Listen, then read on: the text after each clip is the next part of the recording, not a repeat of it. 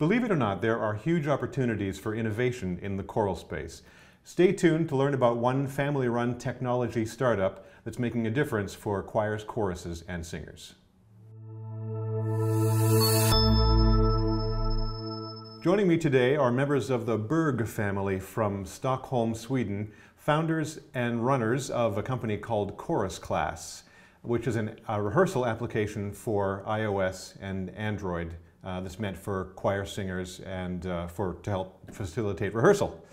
And if you appreciate us creating content like this for choir leaders, don't forget to like this video and subscribe for future updates. And hello, welcome to the program. Thank you, Tom. Thank you. Yeah, it's great to have you here. And so first of all, what is ChorusClass? Well, as you said, ChorusClass is a rehearsal app for choir singers, basically. So we are utilizing pre-recorded learning tracks with a multi-track player so that the choir singers can select which parts they want to listen to predominantly or isolated when they're rehearsing their parts. Yeah, of course, it makes sense. And let me actually take a step back and ask you all to introduce yourselves so that the people on the channel know who's talking. I don't know what order you want to go in. Why don't you start, Olaf? Okay, yes, I'm Olaf. I'm the youngest of 4 brothers in the Berg family. I joined up with the ChorusClass team from the beginning back in 2016, and I've been running the show ever since. Very good. Welcome. I can go in between. I'm the father of the Berg family and actually the founder of ChorusClass. So I had to convince Olof to join me when we were starting up. But we have all the family is having music as a common interest. So we have been in. I actually met my wife Ingrid 46 years ago, singing in the choir. So there's a lot of music in the family,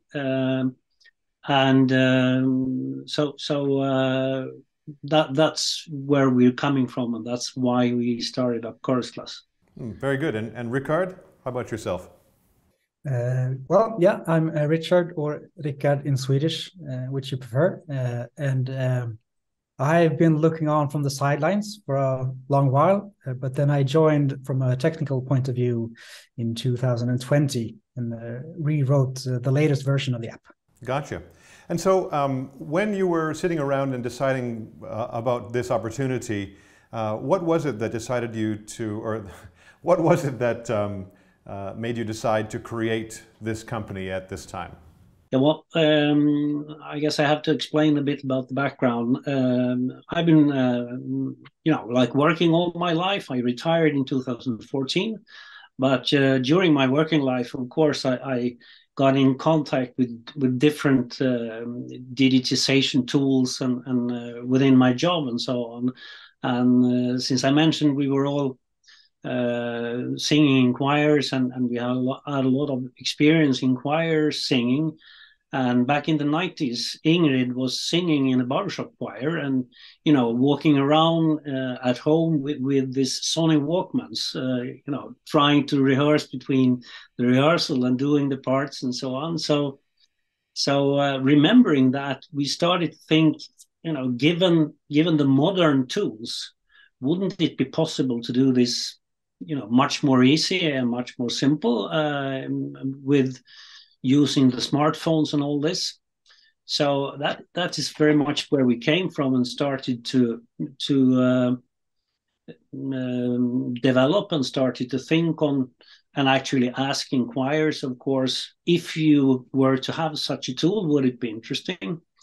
And I think we've all been experienced this pretty boring parts in choir singing where you have to rehearse the different parts to get to know the song before you can do the fun parts singing together. So if you can do that easy and you can do it anytime, anywhere, we thought maybe that would benefit from choir singing. And that's very much where we started up. And I think actually it was Rickard's brother Martin, who's not joining us tonight, who built the first sort of the first tool just to show choir singers it could work like this. And once we realized that well, there were some interest, we started to develop the app. So we started to develop it for iPhone at first, and then we continued developing for Android. And well, I think actually, Richard, this is the third version, so it has been a lot of developing and a lot of enhancing and quality and enhancing stability and so on. But the original idea is very much still there. And you probably did some market research as well that led you to believe that there was a real opportunity here. Can you tell us about what you discovered? Yeah, I mean, in Sweden, roughly 1 out of 10 is actually singing in a choir. And I learned that you have pretty much the same statistics in Canada. So I think countries that are sort of have a culture of choir singing, somewhere between 1 out of 10 is actually singing in a choir. And if you take all the English speaking people globally, that makes more than 100 million English speaking people actually singing in choirs. So we realized we only need a tiny little part of that community using ChorusClass in order to make us happy. So the market is really huge. It's more a matter of actually addressing the market and getting people to know ChorusClass and understand the benefits of it. It really is a staggeringly large number of people, isn't it? And it always surprises me when I go back and review the Chorus America Choral Impact Study, what the ratios are and how many people in society are actually involved in singing. And so let's talk about the competitive situation for you. There are definitely other ways to rehearse music and even other rehearsal apps. What is it that makes ChorusClass different from the competitors in your space? Well, if we go back a few years when we started, and when we started exploring the space of rehearsal at home, I always come back to there was a pretty viral meme a few years ago, which basically anything you said, somebody came in and said, "There's an app for that." And when we started developing ChorusClass, there wasn't an app for that. There wasn't an app for choir rehearsal or rehearsing your choir parts at home. So what we found out, most choirs who were utilizing some sort of learning tracks were either distributing through a cloud service, or they were distributing through email, or they were just the choir singers themselves were recording rehearsal and bringing the recording home with them.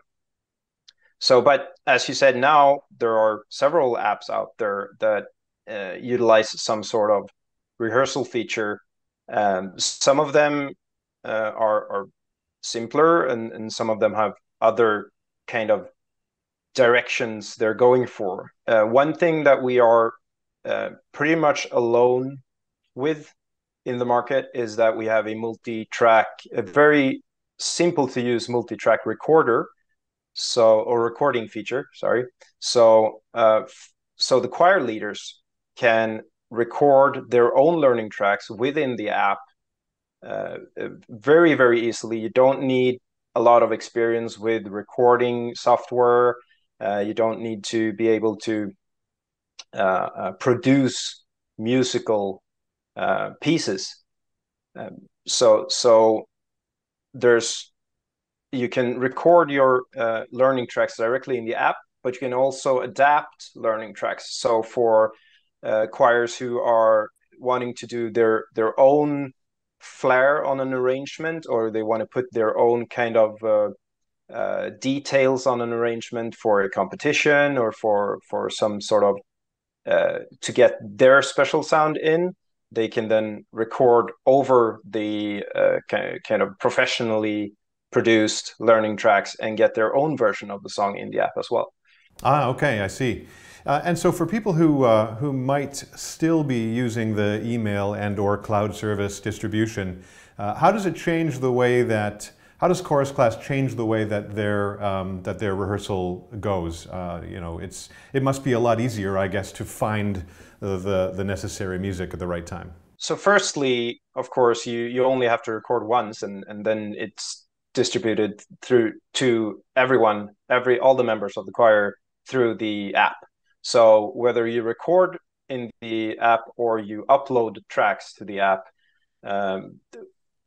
straight as you upload them to your chorus folder in the app, all the members of the folders will directly have access to them, and it will be and they can use it as they wish. You don't have to have different learning tracks for different parts of the choir. You just upload one isolated track for each choir part, and then the features, the rehearsal features of the app provides the rest. So the singer can themselves then utilize the rehearsal features in the app to get a predominant part or isolated part or mix and match parts how they wish. If they want maybe a background track, or if they don't want that, and so on. That depends entirely on what the choir master or the owner of the folder, what kind of tracks they upload.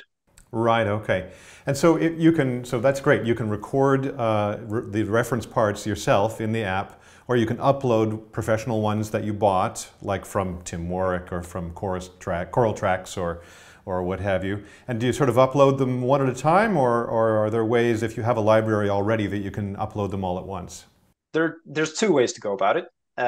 Either way, either you go directly through the app and you can upload one track at a time, or you can kind of bulk upload a track. Or we are now just started a partnership with Choir Genius. So if you're using Choir Genius admin tool or Groupizer admin tool for your choir, you can then administer and sort of upload all your files through their web service, and then you can just push all of the learning tracks to ChorusClass directly from there, and the integration will arrange them into the folders and so on. Oh, okay. Well, that sounds like it would be convenient for people who are using those tools. And by the way, audience, what are your favorite choir tools, your favorite technology for making your choir run better? Why don't you go ahead and write that down in the comments and share with everybody. And so let's take a step back and take a look at, from the choir perspective, how does it change the life of a choir leader to have learning tracks as opposed to the way that things used to be done, right? So when they get ChorusClass and or they have an application that helps them to rehearse, what does that do in your experience for their ability to learn music, for their what they do in rehearsal, for the kind of people that they can recruit? It must change things a lot. I think that's actually quite an exciting question, because when we first started ChorusClass, the idea was, to support people learning the tracks, because, the most professional choirs, they are singing directly from the sheet music, but most people are actually, they need to learn the tracks before they can sing them. So that was sort of the primary idea, to help people and to support people between the rehearsals to learn the tracks. But what we have discovered, and actually Ingrid's, my wife's choir, Harmony Heights, situated in Uppsala, is quite a good example. That's quite a good choir, and so they are learning the tracks quite quickly. But as Olof mentioned, they are also doing their own flair to the different songs, and they are doing their own sort of interpretations, which means that the part leaders are recording in ChorusClass the different parts and their way of singing the song, which means that they can immediately get access to sort of the right version, which means that they are they are using ChorusClass much longer than only to rehearse the song or sort of learn the parts. They are also using ChorusClass to develop the song, so to speak. And if they are doing changes in the interpretation of the song, they only record it once again. It takes 5 minutes, and then they immediately push a new version. Even if sort of our primary goal is to help people learn the tracks, there are quite a few choirs who are using it differently now.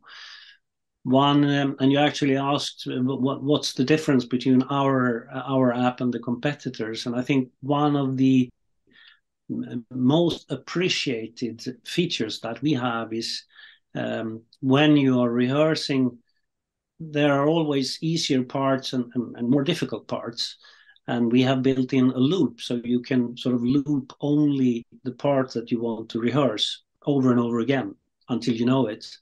And that is quite convenient compared to many other sort of more normal rehearsing apps where you don't have this loop function. But right. Again, I think there's a lot of different ways of using it, and I think there are still a lot of ways of developing choir rehearsing using not only ChorusClass but other tools as well. It sounds like a really interesting solution in one way to me, because the creative process when you're leading a choir can be, of course, things sometimes change along the way. And so if your usual routine is to purchase professional tracks, then you're kind of stuck with exactly what they sang and exactly how they sang it, right? And so sometimes there's this process people need to go through to wean themselves off of the original tracks because the new way we're doing it is different, right?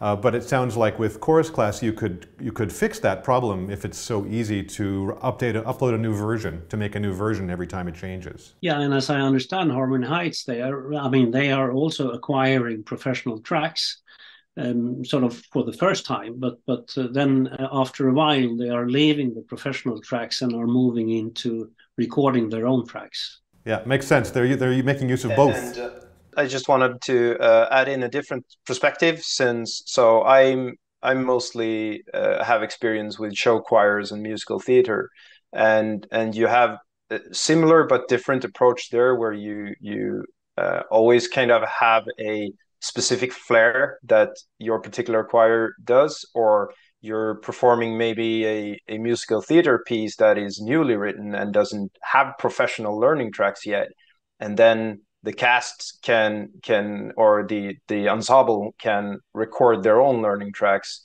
and since when you're working with these types of choirs, you can't use sheet music, because you have to put that away as soon as possible to start working on choreography. So you're leaning very heavy into being able to rehearse with the learning tracks, and I think our approach with having a quick and easy to use recording feature in there as well kind of helps produce those learning tracks quicker when you have to kind of adapt. Actually, that's true. I guess the situation is very different between different kinds of groups and how they function. And as you mentioned, show choirs and barbershop choirs and some others do a lot of choreography, and so they can't be standing there with the music, and they have a definite need for quick memorization of the music, and that's one way to use the app.